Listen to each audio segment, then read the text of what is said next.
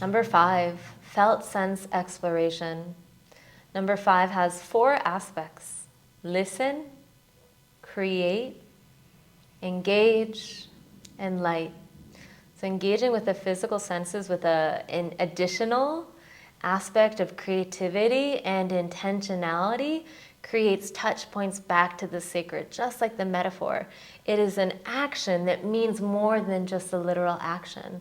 So for listening to sacred music, to music that was played in ceremony, listening to the sounds of nature, to birds, to crickets, to water, all of this listening to these aspects gets us out of our linear thought patterns and can help open us to creativity. Not to mention it's deeply soothing. So that's listen. Okay, number 2 is about creating, and especially creating sacred space in your home. So this could be an altar, like the one we have here. This is our home altar. And an altar is a place that you designate as sacred. It's not sacred because of the things we put on it. It's sacred because of the power we give to those things. We give them meaning. And so going to a shop and, buying a crystal or a singing bowl and just plopping it on an altar will have a different feeling from something that you've had with you for many years, that have more meaning, more personal meaning. Because an altar is, you can think of it like a 3D representation of your life. And it can be interactive. An altar should change. It should change with you. Sometimes we put something on the altar for a season, or sometimes just a few days, and then it feels like it wants to be put away, and then something else comes in. You could put photos of teachers, ancestors, photos of meaningful places, a photo of you as a child, perhaps. And so it really doesn't have to look any certain way. It has to feel sacred. This is the point of an altar. And again, it's interactive. It's something that you take care of. We often like to put a bowl of water on our altar simply because it tells us when we're not paying attention to the altar. An altar should be visited every day, even if you just walk by it and just take a moment with it. But a bowl of water will get cloudy, and it needs to be changed and cleaned. We'll take that water and give it to the plants. It can be yours. This is where creativity comes in. This is where you get to have some fun with it. And it could be something very small. It could be like a little corner of your room, or it could be something bigger. It could be, you could treat your whole house as an altar, but having some sort of physical space in your home that's designated to be a touch point back to the sacred. The word altar comes from altare, which means to hold on high. So it is a representation of some value that is more than just the thing is.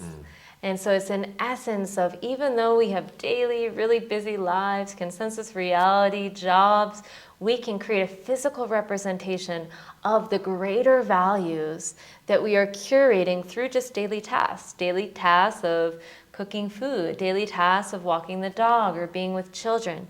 That physical representation, that visual representation of the values that you're pouring into your life can feed you.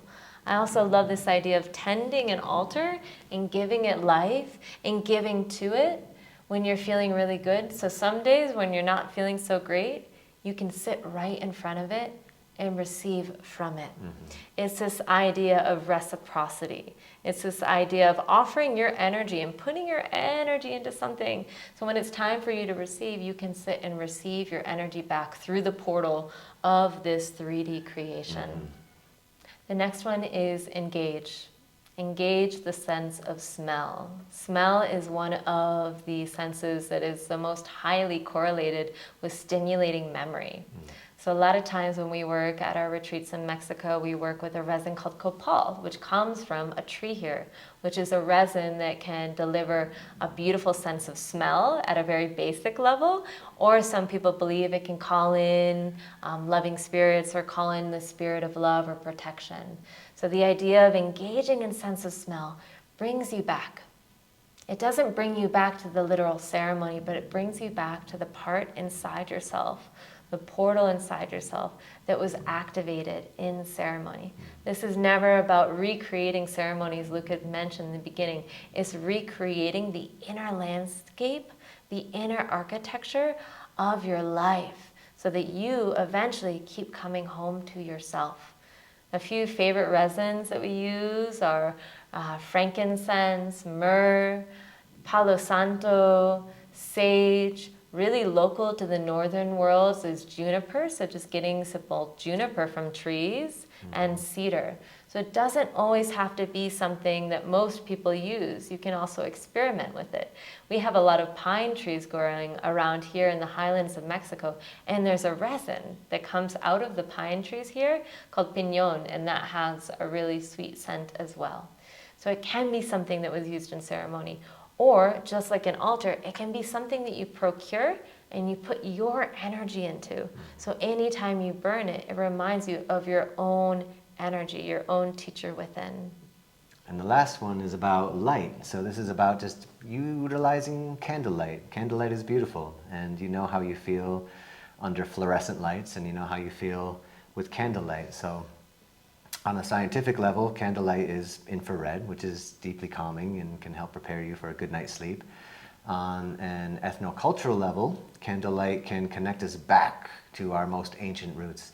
Everybody has a connection to the fire. All of our ancestors have a connection to the fire. And so everyone has that experience also of sitting in front of a fire and getting lost in the fire, in the trance and the dance of the fire, gazing into it and just letting it take you. And we are so easily drawn into that experience because it's inside of us. It's in our genetics. It's like all of our ancestors had that experience. It's something we carry. And so gazing into a candle, or even just having ambient candlelight around in your room, can connect us back to that ancestral memory. And so we recommend using beeswax candles when possible, because a lot of modern candles are made of petroleum products and chemical fragrances, which are not great for you. But this is the power of candlelight.